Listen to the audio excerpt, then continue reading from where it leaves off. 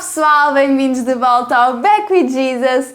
Hoje estamos aqui para um episódio novamente mega especial, porque como eu digo, todos os nossos episódios são especiais, mas hoje é ainda mais especial, porque nós vamos falar sobre a Páscoa. Verdade. E então, vamos trazer aqui alguns versículos, vamos falar da nossa visão cristã, daquilo que é a Páscoa, daquilo que aconteceu na Páscoa. E pronto, vamos falar aqui uma conversa entre nós as duas e com o pessoal lá de casa, para também festejarmos a Páscoa e darmos glória a Deus por aquilo que aconteceu na Páscoa, certo? Então, vamos lá e começas tu, passo da bola. Queres começar por ler Mateus? Podemos começar por ler. Vamos ler Mateus 27, mas não vamos ler o Mateus 27 todo. Quer dizer, se tu quiseres ler todo, podemos ler todo. Eu ando toda trocada. Olha, eu ia começar por Mateus 27, 27. Ou... Queres ler todo? Lê a partir do 11, que é quando Jesus chega a Pilatos. Então vamos trocando, senão vou ficar aqui até à meia-noite. Pronto, eu leio então esta parte, leio do 11 até ao 26, depois tu lês mais, tá? Jesus foi posto diante do governador e este lhe perguntou: "Você é o rei dos judeus?" E Jesus respondeu-lhe: "Tu o dizes." Acusado pelos chefes dos sacerdotes e pelos líderes religiosos, ele nada respondeu. Então Pilatos lhe perguntou: "Você não ouve a acusação que eles estão a fazer contra ti?" Mas Jesus não lhe respondeu nenhuma palavra, de modo que o governador ficou muito impressionado.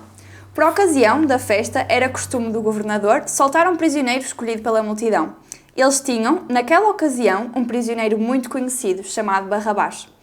Pilatos perguntou à multidão, que ali estava reunida: "Qual destes vocês querem que eu solte, Barrabás ou Jesus, chamado Cristo?" Porque sabia que o haviam entregado por inveja.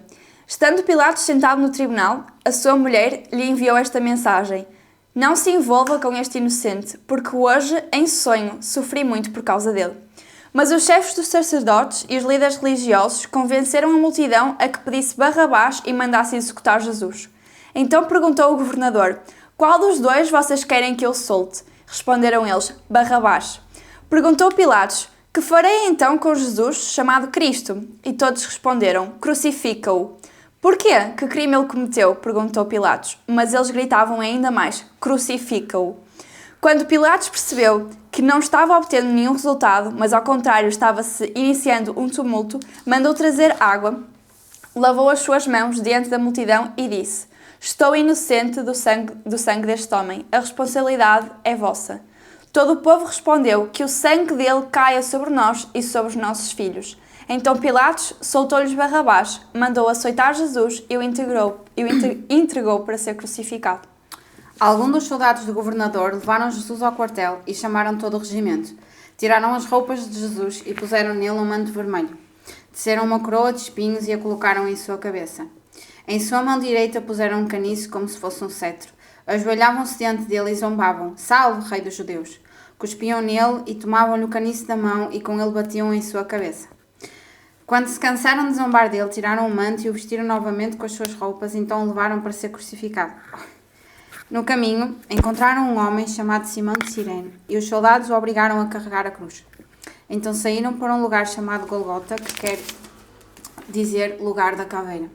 Os soldados lhe deram para beber vinho misturado com fel, mas quando Jesus o provou, recusou-se a beber.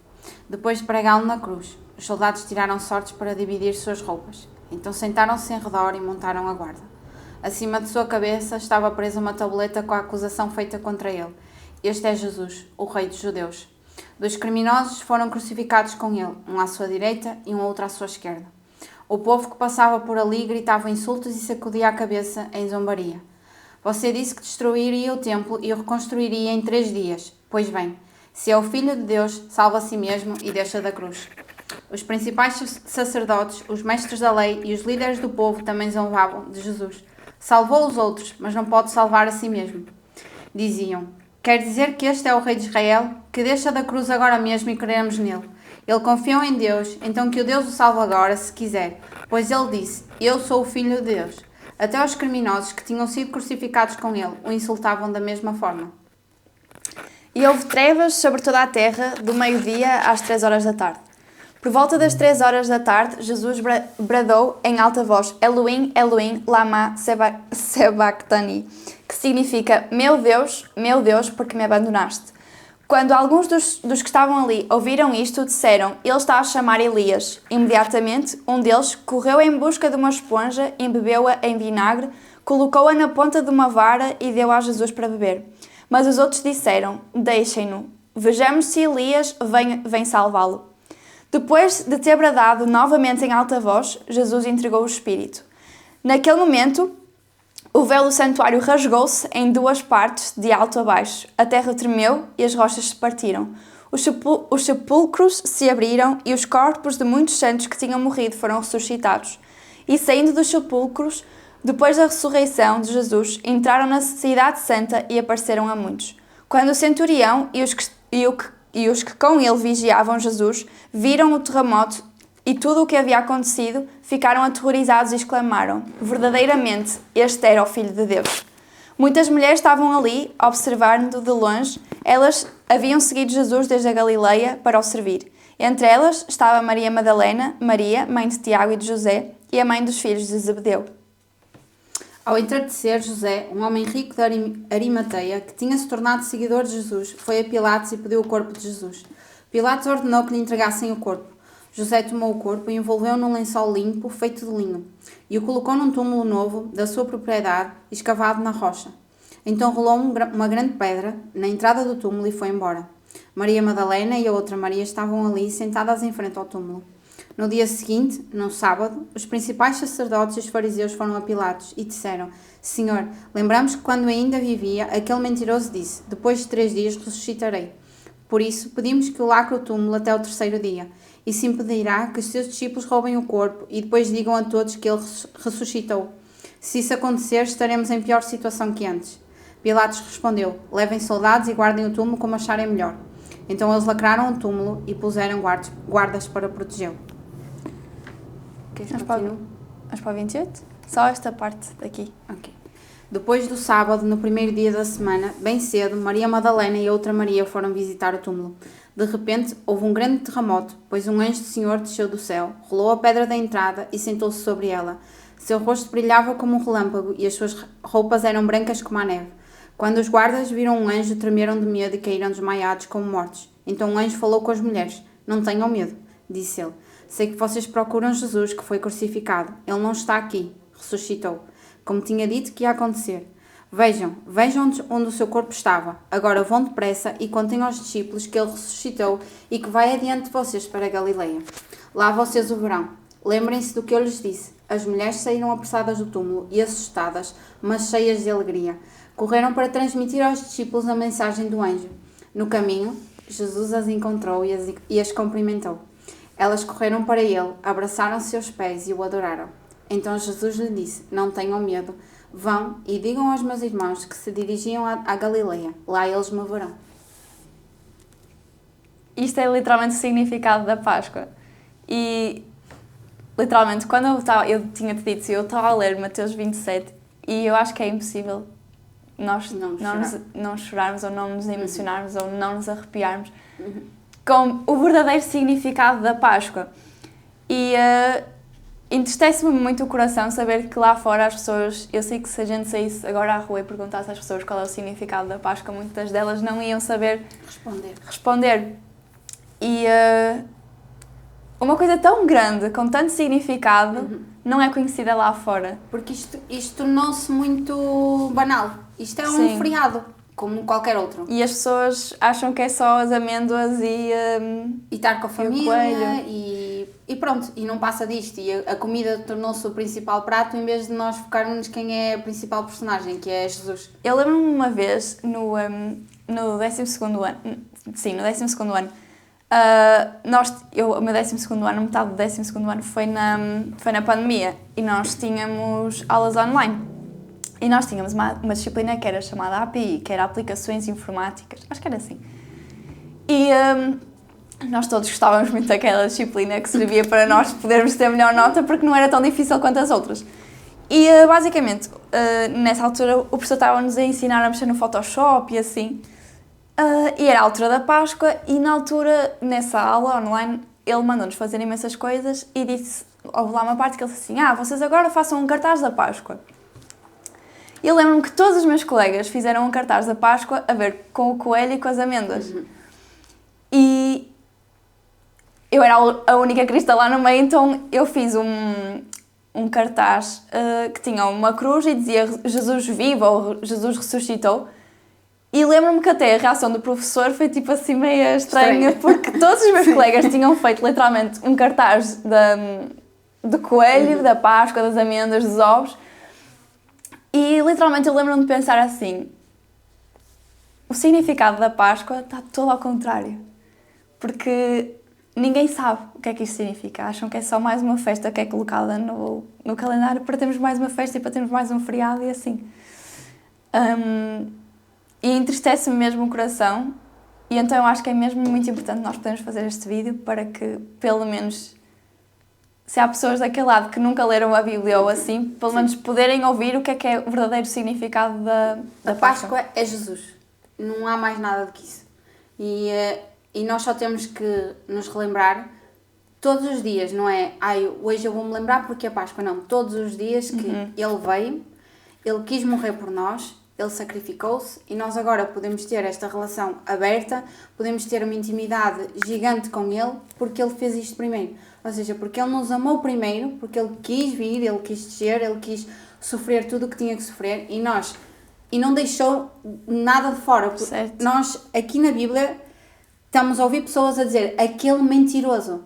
Deus não quis deixar isso de parte, Deus não quis deixar os insultos para Ele de parte. Ele quis que nós lêssemos tudo, como é que Ele foi crucificado, onde é que Ele foi crucificado, o sofrimento todo que Ele passou, nada disso foi deixado de parte. E ainda bem, porque nós somos muito ingratos se nós não nos lembrarmos deste sacrifício todos os dias e somos muito ingratos se não falarmos dele todos os dias, porque nós só estamos aqui, nós só temos este amor gigante, esta paz gigante, porque realmente Ele se quis entregar por nós. Ele quis dizer, ok, eu amo-os tanto, eu quero tanto uma relação com eles, eu quero tanto ficar com eles, mas eu preciso de fazer isto, eu preciso fazer isto por eles. E nós temos que, não só para os não crentes, principalmente agora para os cristãos, Sim. aqueles que estão com um pé aqui, outro pé ali.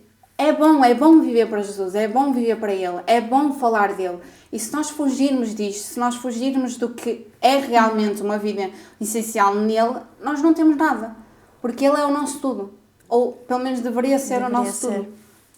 E tu estavas a dizer literalmente que o sacrifício de Jesus, porque também há muitas pessoas que podem não entender, ok, mas porquê é que Ele fez isso? Ele morreu pelos nossos pecados, ok, já percebi isso. Mas é mesmo aquilo que tu estavas a dizer, é que nós pudéssemos ter um relacionamento com o Pai. E aqui quando diz, eu até escrevi aqui, que no versículo 51 diz assim, naquele momento o véu do santuário rasgou-se em duas partes de alto a baixo, que literalmente estava a referir-se ao templo, que ele era dividido em três partes principais, que era os átrios, o lugar santo e o lugar santíssimo. Eu até escrevi aqui, o lugar santo era somente aqui, o lugar onde os sacerdotes podiam entrar, e o lugar santíssimo era aquele onde o sumo sacerdote só podia entrar uma vez por ano para a expiação dos pecados. E estes dois lugares, eles eram divididos por uma cortina, por um véu. E quando houve a crucificação de Jesus, ou seja, aquilo que separava o acesso a Deus foi literalmente rasgado e nós podemos ter livre acesso a Deus. Nós os dois podemos estar em qualquer sítio, em qualquer lugar e podemos clamar a Jesus e falar com Ele por causa do sacrifício de Jesus. E se nós hoje, enquanto cristãos, todos os dias podemos nos alegrar e podemos falar com Deus, é porque isto aconteceu. E isto é maravilhoso. Acho que não há coisa melhor do que eu saber que estou a falar com o dono do universo. Não há prova de amor maior que esta. Não há. E por muito que nós tentamos, não há. Nós não conseguimos fazer aquilo que ele fez por nós. Nunca vamos conseguir. E era o que eu hoje de tarde estava-te a dizer. O principal mesmo é Ele. Não dá para fugir disto. Ele é o caminho, a verdade e a vida. Só um caminho, só uma verdade. Só nele é que existe vida. Só nele é que encontramos realmente a verdadeira videira. E ele é o Filho de Deus que quis sacrificar por nós. E mesmo aqui no capítulo 28, mesmo a encerrar, ele vira-se para os discípulos e diz: Então os 11 discípulos partiram para Galileia e foram para o monte que Jesus havia indicado. Quando o viram, o adoraram, alguns deles porém duvidaram. Jesus se aproximou deles e disse: Toda a autoridade no céu e na terra me foi dada. Portanto, vão e façam discípulos de todas as nações, batizando-os em nome do Pai, do Filho e do Espírito Santo. Ensinem a estes novos discípulos a obedecerem todas as ordens que eu lhes dei. E lembrem-se disto: eu estou sempre com vocês até ao fim dos tempos. Isto é a maior promessa que nós temos da nossa vida. E nós temos que conseguir pelo menos corresponder a isto, a este ida. Ele sacrificou-se por nós, então qual é agora o nosso papel? Não é? É fazer o ida. É falar dele, é transbordar de amor para os outros, não é guardar, não é manter isto em nós, não é fechá-lo a sete chaves e dizer, ok, só eu é que tenho, só eu é que quero esta intimidade. Não, é mostrar aos outros o que ele fez por nós e que isto existe, que ele ressuscitou, ele venceu a morte, mais nenhum homem conseguiu, ele venceu a morte. Ele deu-nos livre acesso ao Pai e isso não existiria de outra forma se ele não nos sacrificasse por nós. E isto é mesmo a nossa responsabilidade, nós temos a responsabilidade de fazer isto acontecer. E que isto não fique só para nós e que este conhecimento não fique só guardado em nós, mas que outros possam conhecer. E lá está, se este episódio também servir para que mais pessoas possam verdadeiramente saber qual é o significado da Páscoa e que Jesus morreu e ressuscitou, porque ele morreu, mas ressuscitou. Exatamente. E está vivo. E eu fico mesmo feliz e nós ficamos mesmo felizes por saber que mais pessoas podem efetivamente conhecer este amor que nós temos todos os dias connosco e que nunca nos deixa e que nós ficamos mesmo agradecidas pelo sacrifício de Jesus e pela sua ressurreição. Eu acho que o importante mesmo deste episódio é esse, é com que as pessoas se apaixonem por Jesus, que vejam a história dele, porque isto é um pedacinho pequenino da história dele. Ele fez tantos milagres, o legado que ele deixou, que somos nós. Nós temos que fazer exatamente o que ele fez para os outros. E mesmo quando nós lemos o 27, as pessoas quando zombavam dele, eles diziam, salvou os outros. Eles definitivamente viram, ele salvou, ele curou os enfermos. Mas mesmo assim quiseram crucificá-lo, quiseram insultá-lo, quiseram que ele sofresse da pior maneira, quiseram que um prisioneiro que realmente tinha culpa viesse em liberdade e ele não. Mas, por outro lado, isto tinha que acontecer, isto tinha que se concretizar. Isto era o plano de Deus, porque senão não havia outra forma de ter esta liberdade que agora nós temos com ele. E aqueles mesmo que até estavam a zombar dele, depois mais tarde até disseram verdadeiramente este era o Filho de Deus. Eu até acho que eles depois perceberam efetivamente aquilo que eles tinham feito. Muitos depois se arrependeram do que fizeram e... Ok, já percebi. Até Pilatos, ok, deixa-me lavar as minhas mãozinhas que eu não quero ter nada a ver com isto, não é? Vou só dizer aqui uma coisa que eu escrevi aqui e se calhar pronto, é interessante. Que diz que lhe deram vinho misturado com fel, mas que ele provou e depois recusou. E eu até escrevi aqui, porque eu estive a estudar isto na minha Bíblia de Estudo, e escrevi assim: foi oferecido a Jesus vinho misturado com fel para diminuir o seu sofrimento, mas ele recusou-se a beber. O fel é considerado um narcótico, era uma substância muito utilizada para o alívio da dor e para produzir relaxamento muscular, sonolência e até amnésia. Mas Jesus literalmente recusou isto porque ele percebia que ele tinha efetivamente que viver aquilo para que nós fôssemos limpos e para que tivéssemos literalmente uma intimidade com Deus. Pronto. É isto. Custa muito ler estas passagens porque nós não teríamos esta coragem. Custa saber que ele teve que sofrer isto tudo da forma como sofreu. Podia ter sido muito mais fácil, não é? Podia ter sido de outra forma a não ser esta. Custa ler que por nossa causa, por causa do pecado, porque nós temos esta carnalidade que é má ele teve que passar por isto, ele teve que sofrer desta maneira. E, desculpa, mas imagina, ele estava literalmente a carregar todos os pecados Sim. do mundo. Não há maior dor do que essa. É a última coisa que eu vou dizer que escrevi aqui.